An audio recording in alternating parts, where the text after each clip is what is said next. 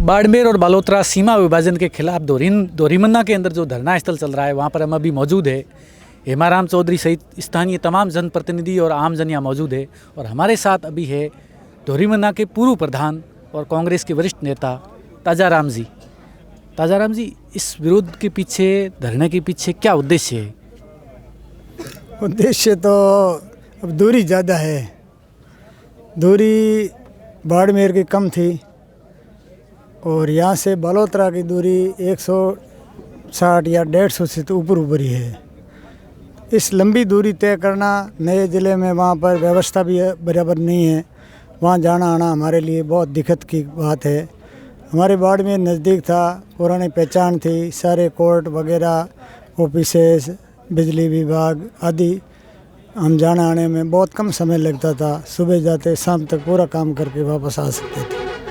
बालोतरा जाने में आधा दिन निकल जाएगा, फिर काम करके वापस पहुंचना बहुत कठिन है। सरकार ने, जब कांग्रेस सरकार ने निर्णय लिया था, जब जिलों का विभाजन किया, तब गुड़ा मालानी को बाड़मेर में रखा था और अभी सरकार ने 2 साल का सरकार का कार्यकाल भजनलाल सरकार का पूरा हो गया। इसके बाद इन्होंने निर्णय लिया है, तो उन्होंने भी सोच समझकर कोई रणनीति बनाकर ये निर्णय लिया होगा। तो आपको इसके पीछे क्या लॉजिक लगता है?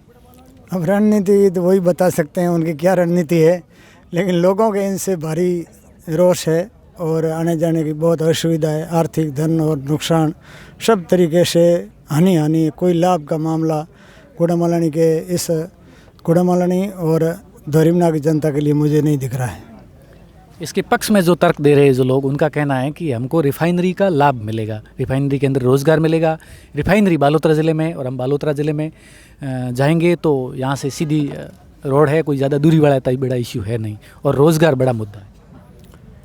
अब इस प्रकार का हमें तो कोई दिख नहीं रहा है कि रिफाइनरी जब थी तब ज़िला एक ही था। उस ज़िले के हिसाब से हमारे यहाँ तो कोई 5 या 1-2% भी लगे हुए नहीं हैं। तो अब बालोतरा बढ़ने से हमारे को वहाँ कौन लगा रहा है? वो सब बाहर के जो योग्य है, जिनकी सिफारिश है, जिनके इस प्रकार के धंधे हैं, वही लोग उसमें लगे हुए हैं। दूसरों को वो नज़दीक तक नहीं आने देंगे। कहीं हमारी तो कोई गाड़ी भी नहीं लगने वाली वहाँ पर। तो कुछ लोग ये भी तर्क दे रहे हैं कि जो ये विरोध प्रदर्शन हो रहा है, जो धरना चल रहा है, इसमें ज़्यादातर लोग बाहर के हैं, दोरीमन्ना और गुड़ा मालानी के स्थानीय लोग नहीं हैं। कोई बायतू से है, बाड़मेर से है, वो लोग आकर विरोध कर रहे हैं। स्थानीय लोग हैं, उनका कोई विरोध नहीं है। क्या कहना? आप तो यहाँ के 3 बार प्रधान भी रहे हो, 4 बार। मैं तो स्थानीय, मेरी साहब क्या आप पूछ लो कैसी है। मैं तो यहीं का हूँ, यहीं के रहने वाला हूँ, यहीं जन्मा हूँ। अब बाहर के कोई बहुत देखने के लिए या किसी रिश्तेदार से मिलने के लिए थोड़े बहुत कोई हो सकते हैं, लेकिन इतना नहीं है कि बाहर के ज़्यादा और यहाँ के नहीं, ऐसा नहीं है। यहाँ के लोगों की नब्ज आप भी जानते हो, तमाम स्थानीय जनप्रतिनिधि, उनके मन में क्या है? पब्लिक क्या चाहती है? पब्लिक ये चाहती है हमारे को बाड़मेर के साथ रखो। हमारे को बालोतरा जाने में बहुत कठिनाई है, दूर है, और वहाँ जितनी बाड़मेर सुविधा वो सुविधा नहीं मिल सकती है। इसलिए हमें बाड़मेर में ही रहना उचित है, बाड़मेर में रखा जाए हमारे को। 5 दिन हो गए धरने को चलते हुए और सरकार की ओर से अभी ऐसा कोई निर्णय आया नहीं है, और उल्टे उन्होंने कोर्ट में कैविएट दर्ज कर दिया है। मतलब वहाँ भी ज़्यादा सुनवाई होने वाली नहीं है।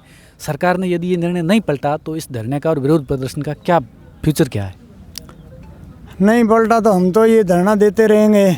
मांग है, ये मरेगी नहीं, ये तो मांग तो जिंदा रहेगी। उसके बाद जब भी जनता के पास अधिकार आएगा तो उसका इस्तेमाल करेंगे।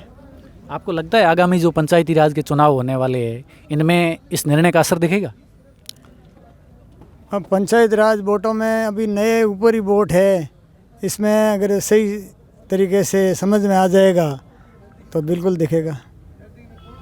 तो ये ताजाराम जी चौधरी है, जो दोरीमन्ना के पूर्व प्रधान हैं। इनका कहना है कि यहाँ के स्थानीय लोग ही इस निर्णय के खिलाफ है।